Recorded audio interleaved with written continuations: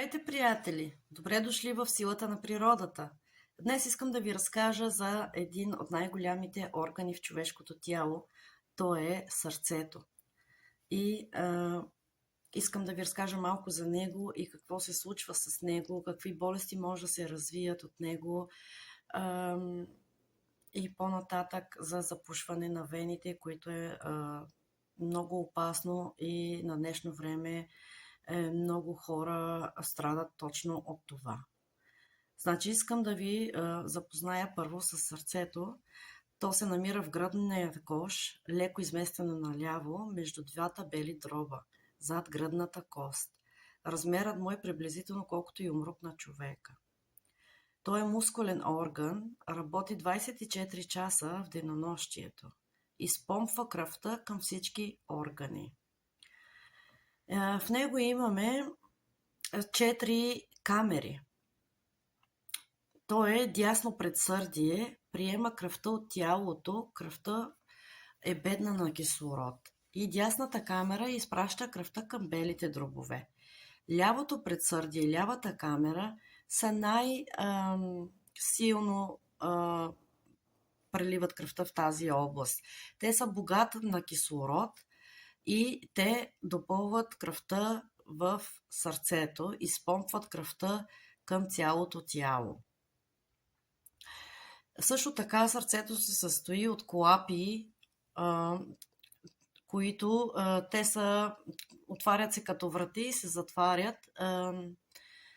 Не искам да съм толкова официална с думите, за да не ме разберете и да ви ги кажа.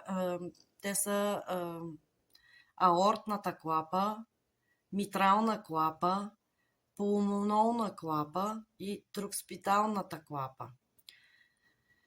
Също така има кръвоносните съдове на сърцето, има аорта, има и главната аорта, която е много важна. Тя е обозначена тук във видеото в червено.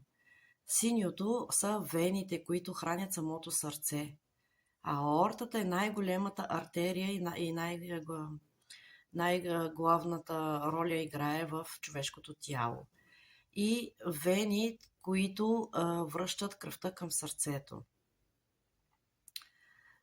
Сърдечната стена имат ендокард, вътрешен слой, миокард, мускулния слой и перикард, това е защитната обвивка на самото сърце. То работи от 60 до 80, нормалното, което е, пъти в минута. Изпомпва около 5 литра кръв в минута. Работи чрез електрически импулси. Коронарната болест, причината е запушване на коронарните артерии, болки в гърдите, задух, умора. Рискът е инфаркт. Инфарктът на миокарда, причините са запушване на коронарната артерия.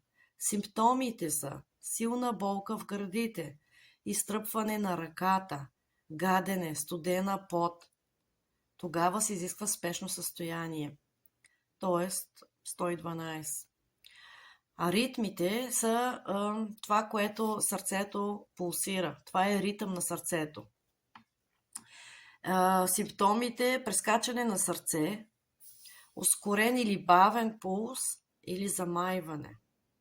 Ако имате сърдечна недостатъчност, причините са задух, отоци по краката, умора. Клапните заболявания, стеснени или пропускащи клапи. Неговите симптоми са шум на сърцето, умора, задух. Възпалителни заболявания, миокардит, ендокардит, перикардит. Причините са инфекции, автоимунни реакции. Рисковите фактори са високо кръвно, висок холестерол, диабет, стрес, тютюнопушене, липса на движение. Сърцето е двигателят на нашия живот. Колкото по-добре го познаваме, толкова по-добре може да се грижим за него. С движение, с правилно хранене, спокойствие и силата на природата. Тези 3 неща се съберат, тогава тромбозата е с висок риск. Най-опасно при тромбозата е, че тромбът може да се откъсне, част от нея, и тогава той може да отпътува с кръвта заедно и може да иде в белия дроб, което ще се нарече белодробна емболия, или в сърцето, тогава се получава инфаркт, или в мозъка, тогава се получава мозъчен инсулт. От самата тромбоза се откъсва малко парченце, то пътува по самите вени с кръвта и където иска, там отива. И след като иде някъде, се получава застрашена болест. Най-силното лечение в това са движението на първо място. Достатъчно вода да пиете, по-малко захар и мазнини да употребявате, отказ, ако е възможно, от цигарите или малко да се намалят поне, и контрол на стреса. Никакъв стрес. Опитайте се, каквото и да се случи, да останете спокойни. Природата също помага, но билките само подкрепват, не са заместител на лекарствата. Кръвта, вените и аортата са пътищата на живота в нашето тяло. Когато ги пазим чисти и здрави, пазим и самия си живот. Също така искам да ви кажа комбинация от билки, които могат да помогнат и да предотвратят засирването на кръвта, за да се получи тромбоза, да се предпазят от най-различни болести на сърцето. Сега ще ви ги кажа кои са.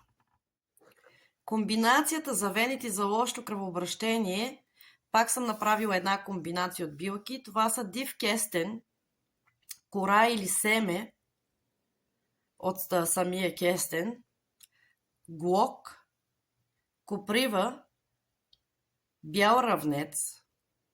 Всичко това се умества с една супена лъжица в 300 мл вряща вода. Пак чакате 10 минути, прецеждате и пиете 2 пъти на ден за около 2 седмици. Това укрепва венозните стени на вените, подобрява венозния отток и намалява тежестта и оттока в краката. Ако видеото ви беше полезно и ви е харесало, абонирайте се, харесайте и бъдете живи и здрави до следващия път. Благодаря, че бяхте с мен.